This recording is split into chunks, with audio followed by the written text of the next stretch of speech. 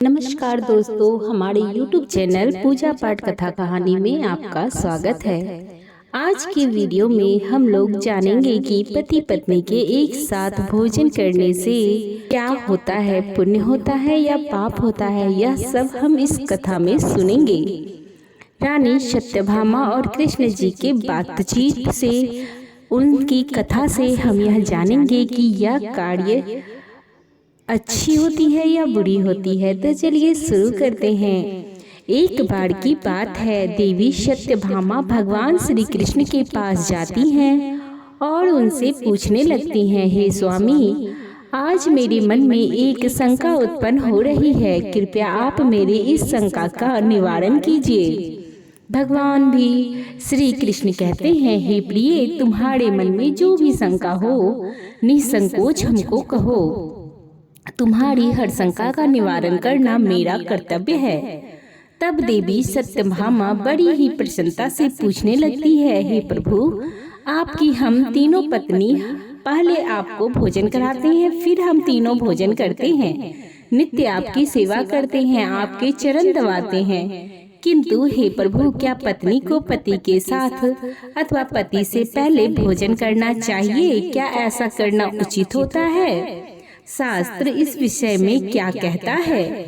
हमारी इस शंका का निवारण कीजिए कि पति से पहले पत्नी भोजन कर सकती है या नहीं, करना उचित होता है या अनुचित?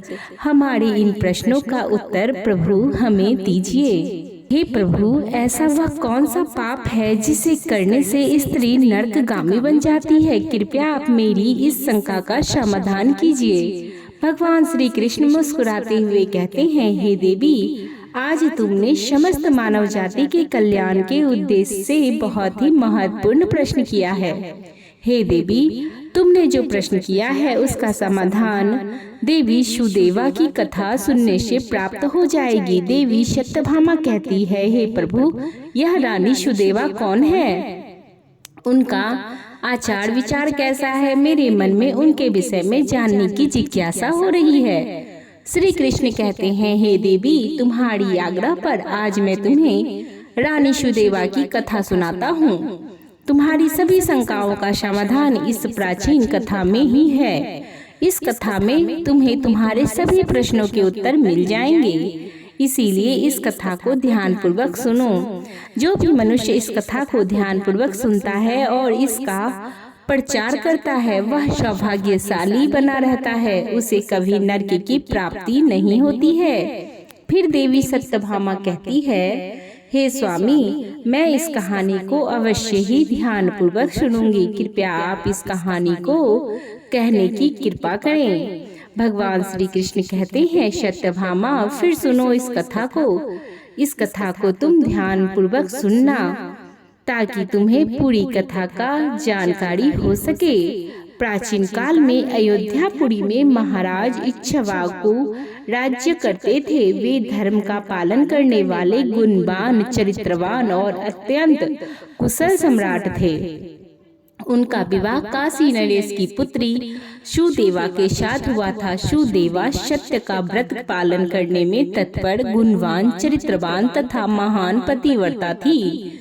महाराज इक्ष्वाकु पुण्य आत्मा थे। उन्होंने अनेक यज्ञ तथा अनेक पुण्य के कार्य किए थे। उन्होंने देवालय बनवाए, पोखरी खुदवाई, अनेक वाटिकाएं बनवाई तथा वे साधु संतों की रक्षा में सदैव ही तत्पर रहते थे।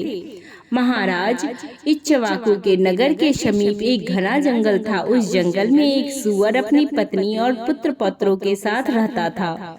वह सुअर बड़ा ही विशालकाय और भयंकर आकार वाला था, जिससे सभी मनुष्य भयभीत रहते थे। उस सुअर के भय से मनुष्य उस वन के मार्ग से जाने से डरने लगे थे।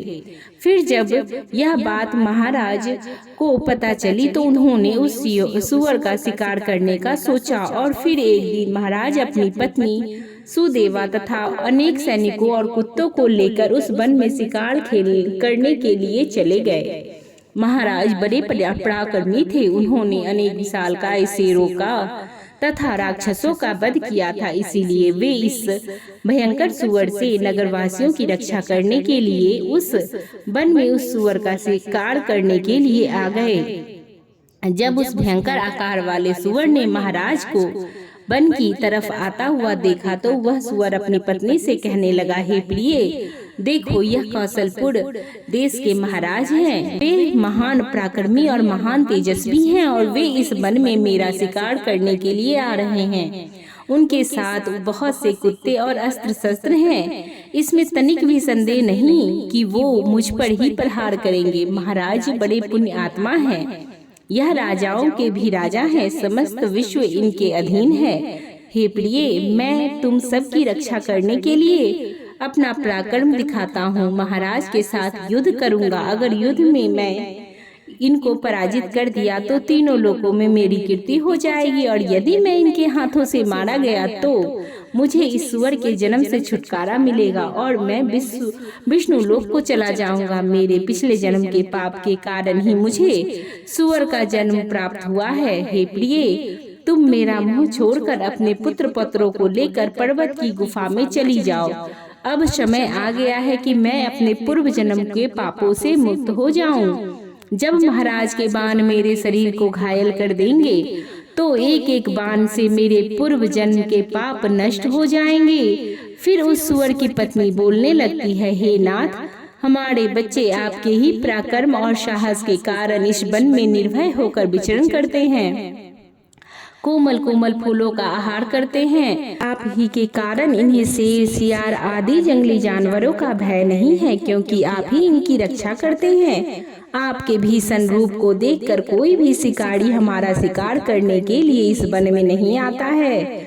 अगर आपकी मृत्यु हो जाएगी तो मेरी और हमारे पुत्रों की रक्षा कौन करेगा? आपके बिना हम असहाय हो जाएंगे। पति के बिना मेरा क्या होगा? उत्तम सुवर्ण के गहने, आभूषण, वस्त्र पहनकर भी कोई भी स्त्री पति के बिना शोभा नहीं पाती है। पति से ही स्त्री की सौंदर्य और शोभा प्राप्त होती है। आपके बिना मेरा जीवन भी नष्ट हो जाएगा। हे नाथ, हे प्राणेश्वर, आपके बगैर मैं जीवित नहीं रह सकती। हे नाथ, मैं सच सच कहती हूँ, आपके साथ यदि मुझे नरक में भी डाल दिया जाए तो मैं खुशी खुशी आपके साथ चली जाऊंगी। इसीलिए आप महाराज के सामने मत जाइए, आप भी हमारे साथ पर्वत की कंदरों में चलिए, हम वहीं छिपकर बैठ जाते हैं। आप जीवन की इच्छा छोड़कर अपनी पत्नी और पुत्र को अकेला छोड़कर जा रहे हैं, इससे आपको क्या लाभ होगा? फिर वह सुअर कहता है, हे प्रिय, तुम वीरों के धर्म को नहीं जानती हो, इसीलिए ऐसा कह रही हो। यदि शत्रु वीरों को ललकारते हैं, युद्ध के लिए निमंत्रण देते हैं, तो वीर पुरुष को लोभ और भय से कायर की भांति ऐसे छिपकर नहीं भागना चाहिए। ऐसे पुरुष को 1000 युगों के लिए कुंभी पाक नरक में डालकर पकाया जाता है। वीर पुरुष अपने शत्रु का सामना करता है और लड़ते हुए वीर गति को प्राप्त होता है, तो उसे मृत्यु के बाद दिव्य लोक की प्राप्ति होती है। आज महाराज हमारे पास युद्ध के लिए आए हैं, वे हमारे अतिथि हैं और अनादर नहीं करना चाहिए। अतिथि का आदर सत्कार करना चाहिए। अतिथि का अनादर साक्षात भगवान विष्णु का अपमान होता है, इसीलिए उनके साथ युद्ध करना मेरा कर्तव्य है। फिर वह सुअर की पत्नी बोलती है, हे प्राणनाथ, ठीक है, यदि आप महाराज के साथ युद्ध करना चाहते हैं तो मैं भी आपके साथ रहकर आपका पराक्रम देखूंगी। इतना कहकर उस सुअर की पत्नी ने अपने पुत्रों को बुलाकर कहा, हे पुत्रों, मेरी बात सुनो। आज युद्ध भूमि में अतिथि आए हैं, उनका सत्कार करने के लिए और उनसे युद्ध करने के लिए तुम्हारे पिताजी जा रहे हैं और उनके साथ मैं भी जा रही हूँ। इसीलिए तुम सभी अपने भाइयों को लेकर पर्वत की गुफा में जाकर छिप जाओ। महाराज बड़े बलवान हैं, वे इस युद्ध में हमारा संहार कर डालेंगे, इसीलिए तुम लोग यहाँ से भाग जाओ और अपने प्राणों की रक्षा करो। फिर वह सुअर के छोटे छोटे बच्चे बोलने लगते हैं, माँ, जो पुत्र अपने माता पिता को संकट में छोड़कर भाग जाते हैं वह पापी होते हैं, उन्हें घोर नरक में डाला जाता है। जो निर्दय पुत्र अपनी माँ का दूध पीकर उसे दुख में छोड़कर भाग जाता है, जो पुत्र अपने बाप को विपत्ति में देखकर छोड़कर चला जाता है, वह कीड़ों से भरे हुए दुर्गंधित युक्त नरक में गिरता है। इसीलिए हे माँ, हम लोग आपको छोड़कर नहीं जाएंगे। फिर वह सूअर, उसकी पत्नी और उसके बच्चे सभी युद्ध के लिए तैयार हो जाते हैं और युद्ध भूमि की ओर निकल पड़ते हैं। सभी छोटे छोटे सूअर अपने पिता और माता की को चारों ओर से रक्षा के लिए घेरे हुए रहते हैं। उधर महाराज अपनी सेना के साथ उस स्थान पर आ जाते हैं और अपने सामने खड़े सूअर को देखकर बड़े बड़े शूरवीर योद्धाओं को सूअर का शिकार करने के लिए आगे भेजते हैं। वे सभी बलवान शूरवीर योद्धा हाथ में तलवार और भाले लेकर सूअर पर आक्रमण करने लगते हैं। फिर सूअरों और महाराजा के सैनिकों के बीच भीषण युद्ध होता है। सभी एक दूसरे पर भीषण प्रहार करने लगते हैं। सूअर अपने दांतों से सैनिकों को मारने लगते हैं और सैनिक अपने भाला से सूअर को मारने लगते हैं। इस युद्ध में अनेक सूअर मर जाते हैं, कितने ही घायल हुए और महाराज के अनेक सिपाही भी मर गए।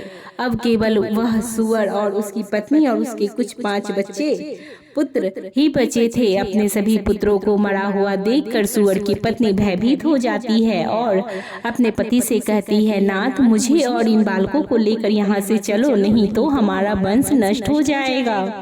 कृपया हम सभी अपने प्राण बचाकर भाग चलते हैं, नहीं तो महाराज हम सभी को मार डालेंगे। फिर सूअर कहने लगता है, हे प्रिय, 2 शेरों के बीच में एक सूअर पानी पी सकता है, लेकिन 2 सूअर के बीच में एक शेर पानी नहीं पी सकता। सूअर जाति में ऐसा बल देखा जाता है। इसी प्रकार से सूअर से सभी भयभीत हो जाते हैं। अगर इस समय पर मैं मृत्यु के भय से भाग जाऊं तो मेरे सूअर जाति की प्रसिद्धि नष्ट हो जाएगी। इसीलिए हे प्रिय, तुम हमारे बच्चों को लेकर यहाँ से चली जाओ, सुखपूर्वक जीवन व्यतीत करना। इतना सुनकर सूअर की पत्नी बोली, हे नाथ, मैं आपसे बहुत प्रेम करती हूँ, आपके बिना मैं नहीं जा सकती। आपने मेरा आदर सम्मान करके रति क्रिया करके और मेरी रक्षा करके मेरे मन को जीत लिया है। आपसे मेरा मोह कभी नहीं छूटेगा। इसीलिए मैं अपने पुत्रों के साथ आपके सामने ही प्राण त्याग दूंगी, किंतु आपको अकेला छोड़कर नहीं जाऊंगी। फिर वह सूअर और उसकी पत्नी दोनों ही महाराज से युद्ध करने के लिए आगे आते हैं। वह सूअर भयंकर गर्जना करता हुआ महाराज को युद्ध के लिए ललकारता है। वह सूअर उसके सामने आए बड़े बड़े वीर योद्धाओं को अपने दांतों से तिनके की भांति उठाकर फेंकने लगता है। अपने सैनिकों को मरता हुआ देखकर महाराज को क्रोध आ जाता है और वे अपना धनुष निकालकर उस सूअर पर बड़े वेग से आक्रमण करते हैं। महाराज का एक बाण तीव्र गति से जाकर उस सूअर के शरीर में घुस जाता है और वह सूअर जमीन पर गिर जाता है। फिर महाराज उस पर प्रहार करते हैं और सूअर को मार डालते हैं। सूअर के मरते ही उसके प्राण निकलने लगते हैं और विष्णु लोक को चले जाते हैं। फिर महाराज के सैनिक अपने हाथ में भाले लेकर उस सूअर की पत्नी को मारने के लिए उसकी ओर जाने लगते हैं। सामने खड़ी हो जाती है और बच्चों से कहती है, बच्चों, मैं जब तक यहाँ पर खड़ी हूँ, तुम यहाँ से भागो जाओ। सूअर का बड़ा बेटा बोलता है, हे माता, अपने प्राणों के भय से मैं आपको मरने के लिए छोड़कर कैसे भाग जाऊँ? अगर मैं ऐसा करूँ तो मुझ पर धिक्कार है। मैं युद्ध में शत्रु को परास्त करूंगा और तुम अपने पुत्रों को लेकर यहाँ से चली जाओ। फिर वह सूअर की पत्नी बोली, मेरे पुत्र, मैं महापापनी तुझे अकेला छोड़कर कैसे चली जाऊं? इतने में ही राजा के सैनिक उन सूअर के पास आते हैं और उन पर प्रहार करने लगते हैं। सूअर का बड़ा बेटा भयंकर युद्ध करता है और अनेक सैनिकों को मार गिराता है। तब महाराज आगे आकर उस सूअर के बड़े बेटे को भी मार डालते हैं। अपने पुत्र को मरा हुआ देखकर सूअर की पत्नी बहुत दुखी होती है और बहुत क्रोधित हो जाती है और भीषण प्रहार करने की लगती है। उसने भी अनेक सैनिकों को मार दिया। इस घटना को महारानी सुदेवा देख रही थी। तब वह महाराज से कहती है, हे महाराज, उस सूअर की पत्नी आपके सैनिकों को मार रही है, आप आगे चलकर उसका वध क्यों नहीं करते? महाराज कहते हैं, हे देवी, हे प्रिय, यह एक स्त्री है। मेरा यह वचन है कि मैं स्त्री का वध नहीं करूंगा। स्त्री का वध करने से महापाप लगता है। इसीलिए मैं उस सूअर की पत्नी को ना खुद मार सकता हूँ और ना किसी को उसे मारने के लिए भेज सकता हूँ। मुझे स्त्री का वध करने में बड़ा भय लगता है। इतना कहकर महाराज चुप हो जाते हैं। और फिर महाराज की सेना में भार्गव नाम का एक बलवान सिपाही था। उसने उस सुअर की पत्नी का प्रहार किया और उसे जमीन पर गिरा दिया। सुअर की पत्नी मूर्छित होकर जमीन पर गिर पड़ती है और लंबी लंबी सांसें लेने लगती है। जब रानी सुदेवा ने उस सुअर की पत्नी को धरती पर बेहोश अवस्था में देखा तो उन्होंने उस पर बड़ी दया आ गई और उन्होंने उसे ठंडा जल उस सुअर की पत्नी के मुख में डाला और फिर उसके सारे शरीर पर भी डाल दिया, जिससे कि उस सुअर की पत्नी को होश आया। सुअर की पत्नी ने रानी को उस पर शीतल जल डालते हुए देखा तो वह बहुत प्रसन्न हुई और मनुष्य की वाणी में बोली, हे देवी, तुमने मुझ पर ठंडा जल डालकर मुझे कष्ट से मुक्ति दिलाई है, तुम्हारा कल्याण हो। सुअर की पत्नी के ऐसे वचन को सुनकर रानी सुदेवा को बड़ा ही आश्चर्य हुआ। वह सोचने लगी, यह तो आज मैंने बड़ी विचित्र बात देखी। यह सुअर की पत्नी तो मनुष्य की वाणी में सुंदर और स्पष्ट संस्कृत बोल रही है। फिर रानी ने उस सुअर की पत्नी से कहा, हे भद्रे, तुम कौन हो? तुम्हारा बर्ताव विचित्र है। पशु होकर भी तुम मनुष्य की वाणी में बोल रही हो। तुम मुझे बहुत आश्चर्यचकित कर रही हो। तुम मुझे तुम्हारे पूर्व जन्म का वृत्तांत सुनाओ, किस प्रकार से तुम सुअर की पत्नी बनी हो। फिर वह कहने लगती है, हे देवी, मेरे पति ने पिछले जन्म में गुरुजनों का अपमान किया था, इसी कारण से उन्हें सुअर का जन्म प्राप्त हुआ। अब मैं आपको मेरी पूर्व जन्म की कहानी सुनाती हूँ। हे देवी, कलिंग नाम के देश में श्रीपुर नाम का एक सुंदर नगर था। उस नगर में वसुदत्त नाम का विद्वान रहते थे।